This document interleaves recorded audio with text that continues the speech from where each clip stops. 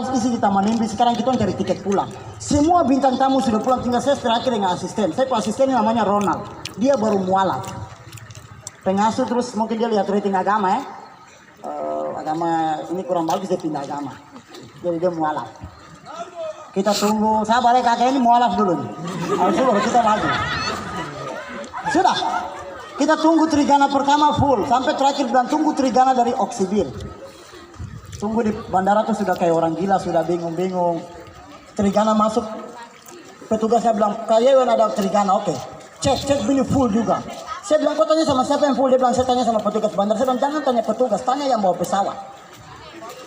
Tanyalah ke pilot, kalau bawa ada Yewen, suruh naik. Mau alas tikar kan naik dulu.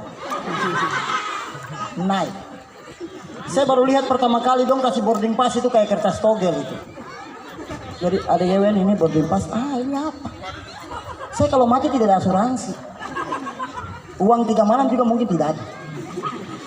Kita mau terbang. Saya mau kasih tahu, pegunungan di Papua Barat itu gunungnya hampir tanah semua. Tapi kalau di atas sana kasihan daerah Metro Jaya, Rani Jaya, Puncak Jaya, Jaya Wijaya, itu daerah Metro Jaya.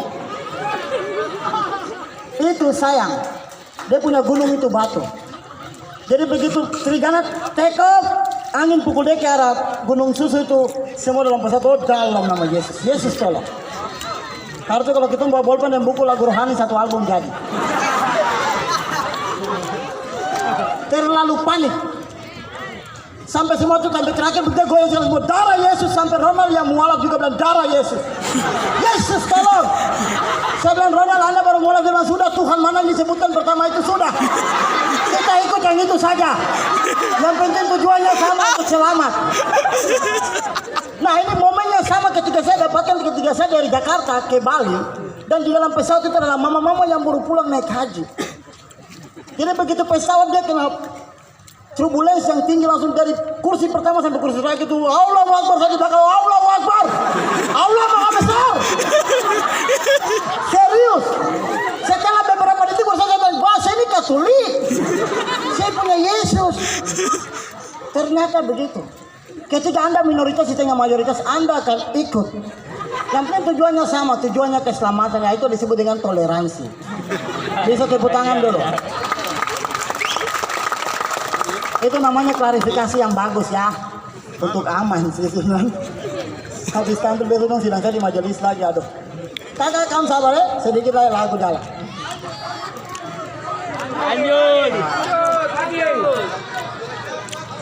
Nah, saya ini bukan mau membuat teman-teman merasa bodoh ketika memimpin doa, tapi ini true story. Saya punya om tuh kan dia punya ingatan sedikit bermasalah. Terus kita ini kan keluarga besar. Kalau om mau berdoa untuk menyebutkan nama anak-anak, om bikin konsep lah untuk membantu ya. Karena anak-anak terlalu banyak ini. Tapi om bilang sudah anaknya saya hafal. Nanti saya akan berdoa mereka satu-satu. Akhirnya keluarga besar sudah kumpul, om pimpin doa. Ini true story, kisah nyata. Om bilang mari kita berdoa bersyukur buat berkat hari ini buat keluarga besar Yewen. Mari kita berdoa. Tuhan, kami mau berdoa buat anak kami yang ada di Jayapura sebagai dosen Uncen Robert Yewen. Tuhan berkati dia, aman. Pindah ke kakak perempuan lah. Tuhan berkatkan semua Yewen yang kerja di Manokwari, aman. Pindah ke saya. Tuhan berkati anak Yewen di Jakarta dalam pekerjaan, aman. Begitu ke adik berikutnya tuh om selupa. Tuhan. Anak siapa nih Tuhan?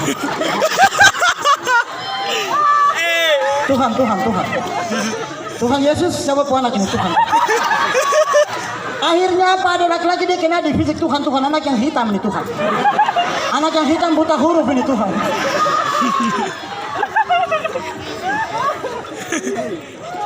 Jadi saran saya, tolong bikin konsep. Itu sangat membantu sekali. Sip, habis ini lagu. Sedikit lagi. Banking belum masuk langsung turun ini. Jadi teman-teman, ini just information buat teman-teman semua. Di Indonesia tuh mereka sudah melakukan penelitian dan mereka menemukan bahwa ginjal manusia itu bisa diganti dengan ginjal babi. Karena ukurannya sama. Jadi dong ada operasi sekitar 800 ekor babi punya ginjal yang do ambil. Ya itu karena di sana makanya ambil ginjal. Kalau di sini jangan kan ginjal, tali perut, daging kau ambil semua Kalian bayangkan, ini ginjal babi masuk ke manusia. Kalau manusia ginjal manusia ketemu manusia ginjal manusia mungkin enak tanya, kau bro dari mana? Saya baru habis makan. Nah ini cuma manusia ginjal manusia, tanya ke manusia yang pakai ginjal babi. Kau dari mana?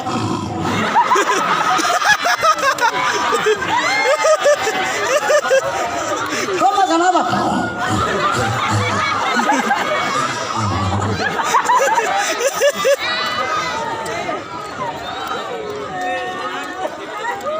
Nah, kalau kena di laki-laki tidak apa-apa. Kalau misalnya perempuan, dia ganti ginjal dari ginjal babi ini.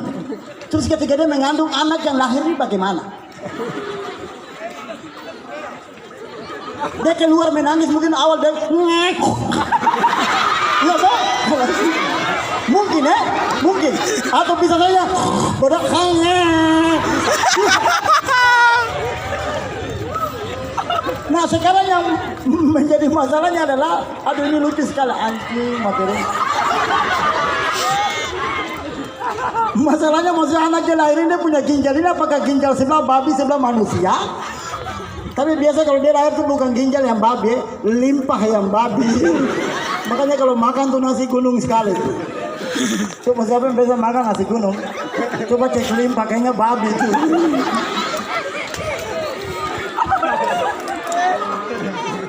Air ke air satu dulu. Panitia, dia makan gaji buta. Jadi teman-teman, tolong dibuka kak. Bukan manja.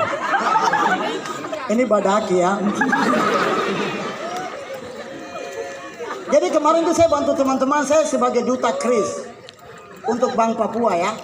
Jadi teman-teman, KRIS itu ini mungkin informasi buat teman-teman yang baru tahu. Jadi KRIS itu adalah sebuah aplikasi yang kita membayar tanpa harus pakai uang, tanpa tunai ya. Jadi transaksi non tunai. Kita hanya tukar barcode. Intinya ada saldo.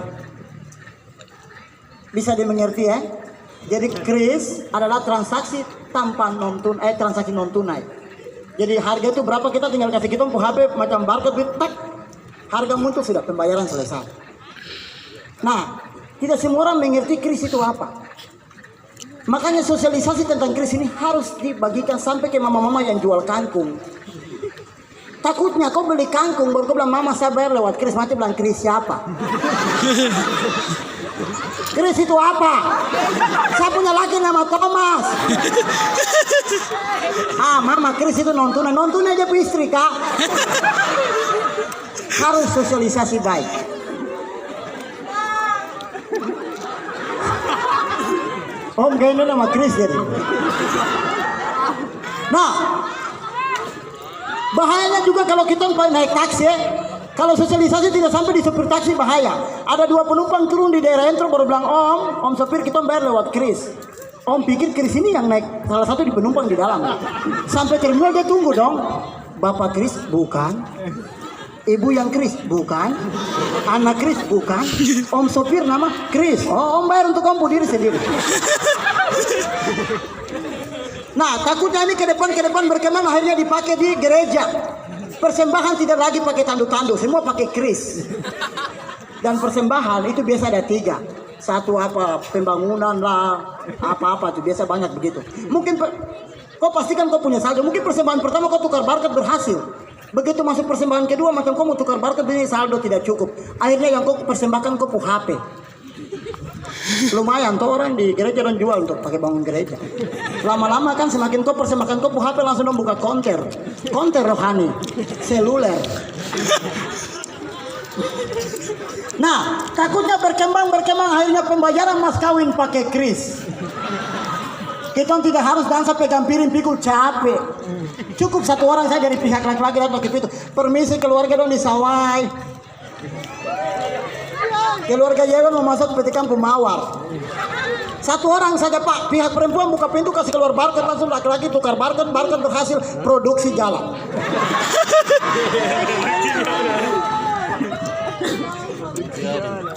Begitu ya mama dong. Hari ini kita tukar barcode produksi jalan. Sisa berapa menit ya? Masih. Saya pernah Syuting sampai jam 11 saya ditelepon untuk harus isi acara di Sorong. Akhirnya buru-buru sampai bandara, checking online, terus sampai di waktu itu masih Nam Air ya. Nam Air itu penerbangan langsung, jadi dari Jakarta langsung Sorong. Saya sampai ternyata petugas bandara sudah sunyi, tinggal satu orang. Saya bilang, Pak, sudah close. Pak bilang, sudah close. Saya bilang, siapa yang bilang? Dia bilang, saya. Petugas. Saya bilang, jangan. Tanya ke pilot boleh. Karena pengalaman di Wamena tadi ya. Dia calling ke pilot, izin Cap, ini ada satu penumpang. Cap bilang, barangnya banyak. Tidak Cap, satu saja kabin. Suruh lari. Dari pintu checking itu saya lari sampai di pesawat. Itu pesawat sudah hampir tunggu saya 15 menit. Dan kalian tahu dalam pesawat itu adalah semua mama-mama Sorong. Jadi dong punya posisi tidak lagi duduk lurus kursi, tapi dong semua standby di pintu masuk ini. Anjing siapa yang bikin pesawat sampai terlambat?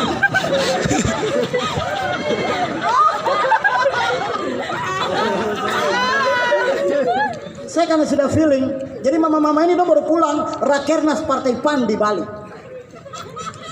Ini true story ya, mungkin mama bagian dari Partai PAN, silakan.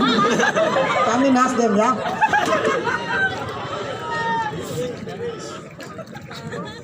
Kami Nasdem biar oposisi saja. Karena saya sudah tahu pramugari bilang, Pak Yewen izin, saya minta boardingnya sebelah ini. Langsung saya duduk, saya bilang, oh tidak. Saya super perasaan keren atau karena mama mau standby ini kalau saya masuk berarti mati dong, maki saya telanjang langsung. So, lur ke dalam bilik, untung mama nih ketua DPC Mayor mati kenal sama dia. Mama kira siapa kan Yewen? Sini, duduk. Cek kursi betul, saya duduk pas di tengah. Jadi mama saya di tengah, terus mati bule di samping. Mati kok di jendela, mati kok singlet saja. Salam Tuhan, lampu mati udah kasih tepat sudah.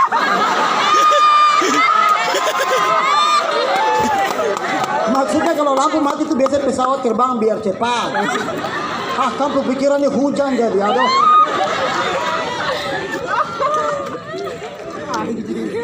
Kita terbang. Kalau terbang kan biasa dong kasih mati lampu kabinnya gelap.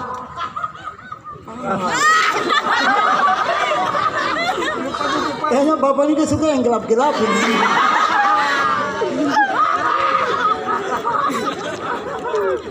Kita terbang sampai di tengah-tengah bin turbulence kencang. Lampu kabin sabuk pengaman semua menyala aja. Saya begitu bangun itu ternyata mama ambil bahu kiri, bule ambil bahu kanan. Saya bilang Tuhan ini lokal sebelah, internasional sebelah. Tuhan mohon petunjuk, mohon. Tiba-tiba bule dia kaget, dia bilang, sorry mister, selangkau tidak salah. Oh, standar di bahu yang tepat.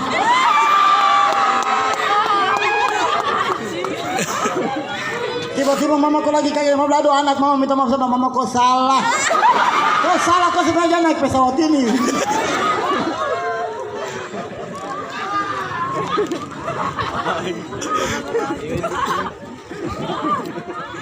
Saya tuh ada satu stigma atau bukan stigma, kebiasaan yang harus kita sama-sama ubah, terutama untuk orang Indonesia Timur apalagi Papua. Karena rata-rata kalau bukan anak perempuan dia punya nama yang nom pakai biasa anak pertama. Macam saya bukan ke perempuan nama Ani, akhirnya orang panggil di keluarga sampai gereja sampai di sekolah juga orang panggil Bapak Ani, Mama Ani. Saya punya kakak Robert tidak pernah dianggap. Iya, itu sakit hati loh. Kita nggak ada di tempat yang sama, tiba-tiba orang panggil Bapak Ani dan Mama Ani. Ya berarti Pak Itu ini punya anak cuma satu kan? Sampai pernah sama mama bilang, John bantu mama cuci piring sana. Kau suruh Ani sana. Dan kau suruh saya bukan kau anak.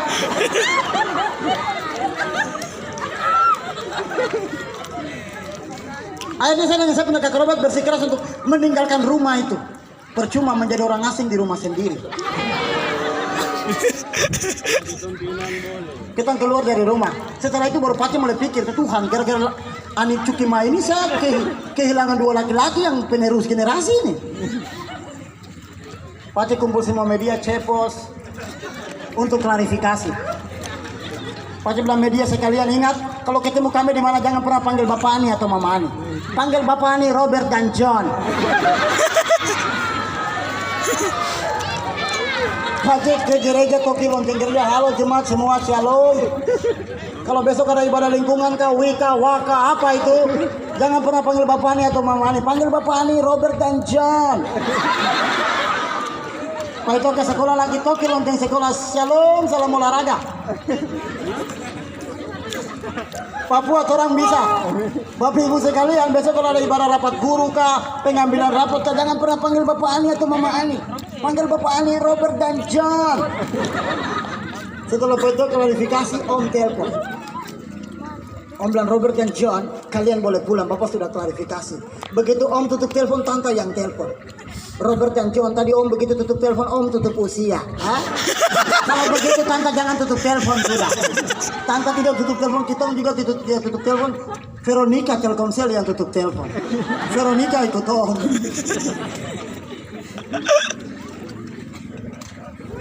Tapi saya percaya, kalau biasa keluarga macam anak banyak itu biasa ada satu atau dua itu pasti muka lebih rusak, bukan lebih rusak sih, macam muka beda begitu toh. Nah ini yang saya alami. Demi terus terang, saya punya kakak perempuan dan laki-laki, kalau berdua dihadirkan di sini kalian tidak percaya kalau saya ini bagian dari mereka. Saya sampai pernah saya tanya, saya dengan sadar tanpa dipengaruhi alkohol, saya tanya ke saya punya mama, Mama, kau ambil saya dari mana? Kau ada dulu aku bawa dari siapa? Saya ini anak siapa? Anak rumput kah? Anak mana? Anak pantai asuhan kah?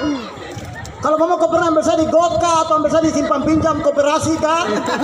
Kau jujur sekarang. Mama bilang, John, kau itu anak bapak dengan mama. Tidak, saya beda sekali.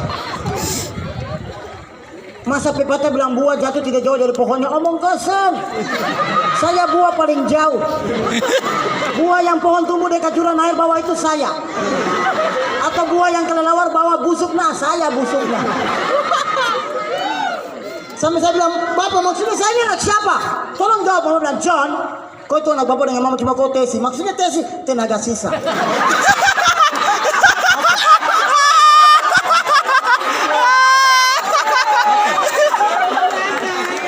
Berarti fix kalau saya tenaga sisa, mungkin kakak dan mama kan bikin yang tenaga dalam.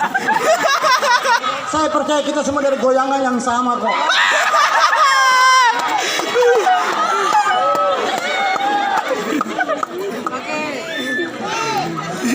Kalau saya sudah tidak mampu, saya tanya sampai 5 tahun kemudian mama jawab, John, jawabannya sebenarnya adalah begini. Kau itu anak bapak dengan mama, cuma kau di sini magang.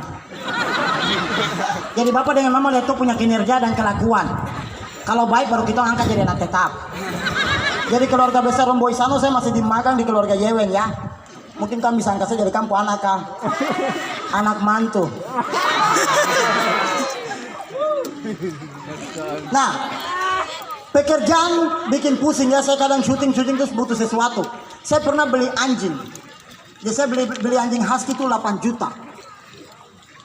Jadi anjing husky itu anjing ras. Bapak tahu ras? Anjing pernakan.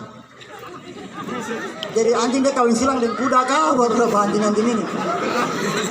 Jadi saya beli anjing itu 8 juta. Mama telepon saya, kau beli anjing berapa 8 juta? Dulu mama melahirkan kau 500.000 saja. Ini sebenarnya siapa yang anjing ini?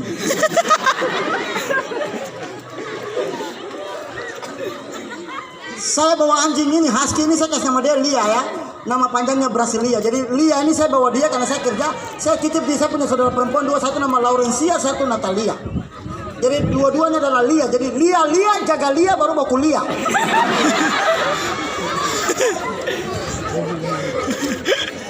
Saya vaksin anjing itu 1.500.000 satu kali vaksin. Saya vaksin dia 2 kali tambah saya 3 kali. Saya antisipasi itu rabies kak. Tiba-tiba mama telepon, John, kau vaksin anjing berapa? Mama 3 juta. Dulu kau imunisasi itu gratis Mama tahu dulu kayak begini, mama tukar kau dengan anjing saja.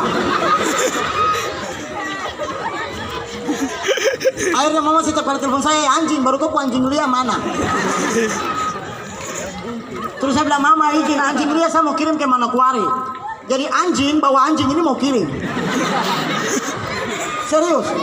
Lia itu anak anjing ras, saya harus urus dia punya surat vaksin. Setelah surat vaksin, surat keturunan. Anjing saja punya keturunan jelas, saya tidak jelas. Sebenarnya siapa yang anjing? Ini gara-gara anjing saya bicara anjing ini. Anjing sih. Anjing nih. Anjing. Anjing. Halo anjing. Anjing. Mbak. Bagaimana kerasukan anjing kan? Jadi saya urus dia punya surat keturunan, surat vaksin, SKCK semua. Saya pegang map merah tuh di tangan kanan, lihat tangan kiri macam sama bawa anjing nih tes KPNS.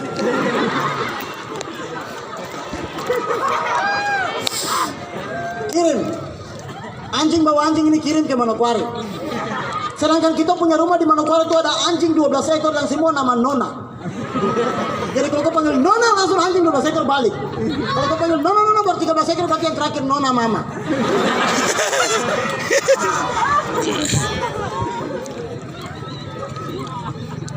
Lihat kau terbang dari Jakarta pakai kapal dulu sampai Makassar baru ganti dengan pesawat karena dia karantina keluarnya kayak begitu. Akhirnya Lia kau tiba di tengah-tengah anjing Nona ini. Lia punya makanan beda. Lia dia cuma bisa makan beras betet bersih, harus masak di rice cooker, tidak bisa di tungku api. Ayam rebus toh pakai bawang putih. Tapi anjing Nona tulang ikan kah, raskin kah dong sapu saja. Akhirnya terjadi rasisme antara anjing. Anjing Nona ini macam dulu borong cerita lagi kan dia sana. Dia bikin kayak dia bagus kah.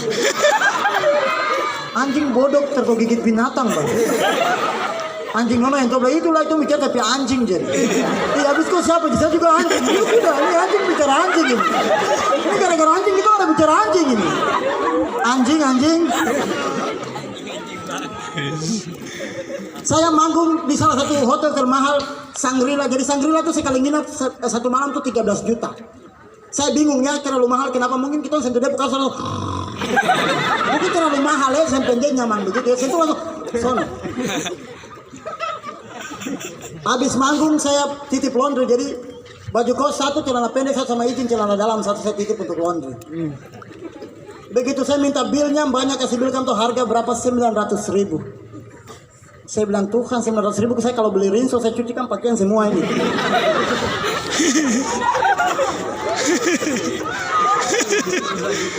Maksudnya apa yang terlalu mahal sampai 900.000? Harus mbak itu dia jelaskan toh izin Pak Yewen air kami dari Firdaus. Jadi mahal. Atau misalnya Pak Yewen minta maaf karena dalam Bapak mengandung ion-ion negatif. Sehingga kami cuci pakai ion-ion positif. Biar netral.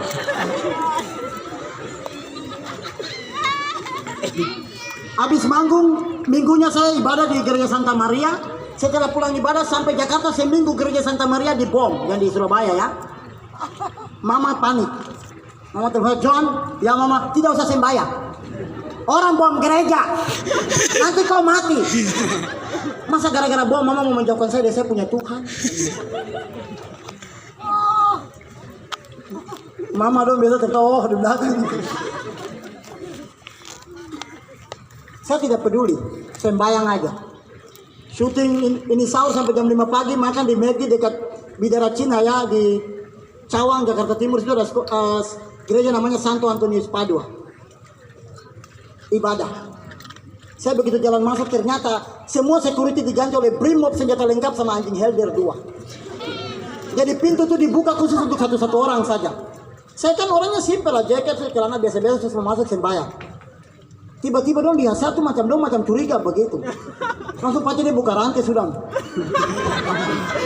Anjing 2-3 menuju saya. So Yesus.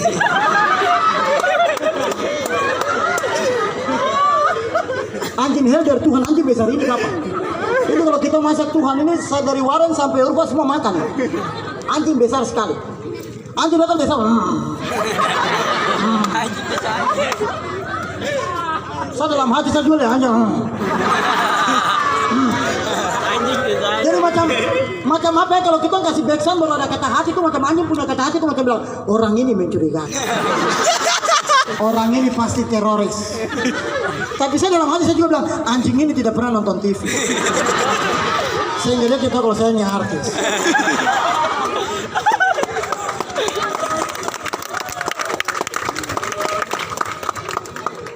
Masuk sembahyang.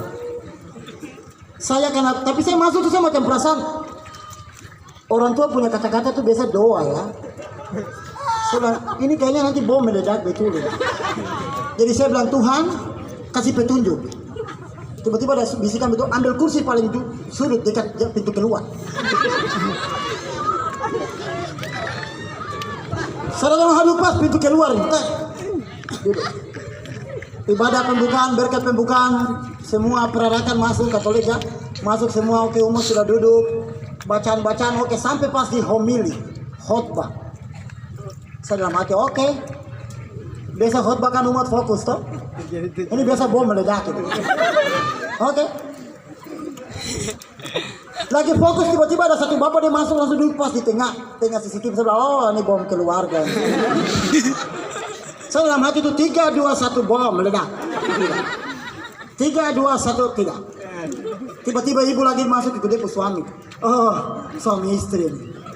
Kalau bom tidak di suami pasti di istri. Dalam hati itu 3, 2, 1 meledak. Satu lompat keluar pintu itu. Ah tidak, masuk duduk lagi. Tiba-tiba dia anak lari masuk. Oh pas. Bom tidak di dua tapi dia anak itu. 3, 2, 1. Oh tidak meledak. Aman. Pulang sampai rumah, saya karena bikin story, macam lihat di sapu Insta story. Kok sembayang toh? Setelah iya mama, kok besok kok mati? Kenapa saya memilih harus ibadah di jam 5? Karena jam 5 adalah orang-orang lansia sampai panti jompo masuk sembahyang. Orang-orang yang kaki sebelah sudah di kuburan. Tidak mungkin terorisme bom dong. Teroris akan bom tuh di jam-jam 9 itu. Jam yang anak-anak muda paling banyak itu. Tapi macam bilang, kau stop sembahyang. Dia bilang, Tuhan, kau stop. Saya bilang, mama Tuhan dulu saya kecil kau bawa saya ke gereja. Kau bilang inilah Tuhan alamu. Sembahlah dia. Baru kenapa gara-gara bom kau mau menjauhkan dia dari saya? Kalau tahu begini mending saya dulu ateis saja. Oh, masih kah? 2 menit. Oke, sisa 2 menit ya. Kalau 30 nanti kontrak baru lagi. Tanda tangan toh, cair apa toh? Terima kasih. Saya bicara langsung hujan stop. Aduh, puji Tuhan. Tepuk tangan dulu. Mari beri kemuliaan bagi Tuhan. Amin. Persembahan kedua jalan ya.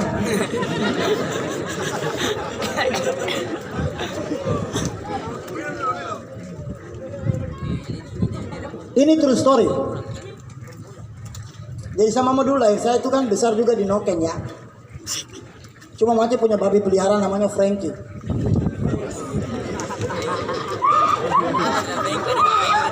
Ya minta maaf ya kalau ada nama Frankie, minta maaf, memang saya sengaja.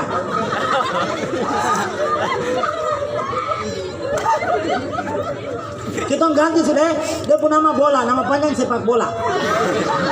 Takut yang Frankie satu lah, pukul lagi.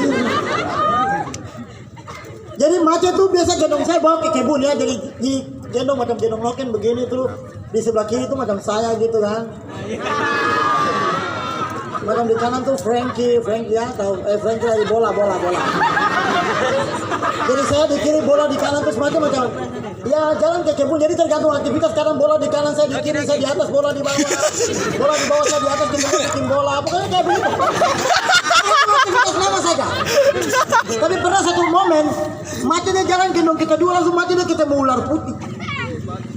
Ular putih adalah ular paling jahat, lebih jahat daripada sistem di negara ini. Jahat sekali. Nah, Noken, babi mati kok ketemu ular langsung mati kok balik. Kok ini sudah Noken tinggal. Babi kecil, saya juga kecil. Babi kecil bisa lari, saya tidak. Saya merayap, ular juga merayap. Saya lihat ular juga lihat saya. Kenapa aku tatap landai nama kangka?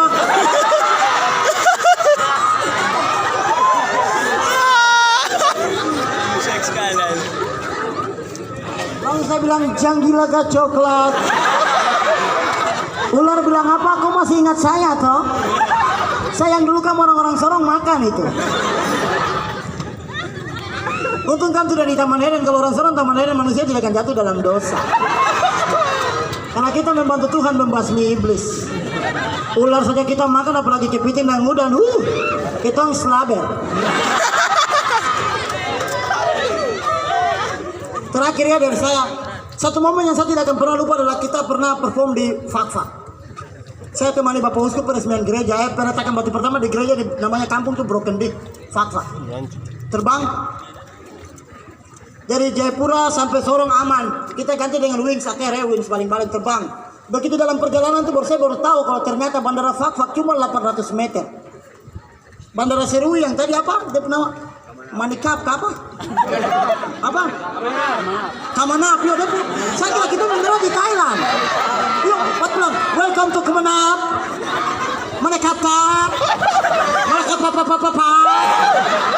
Keluarga lengkap kap. Yo. Sama Yesus ini diserui kan di Thailand ini. Sudah serui bernama bandara orang Biak lagi. Tolongnya satu nama terbaik dari Serui kita serahkan ke Bandara Biak ya, segera.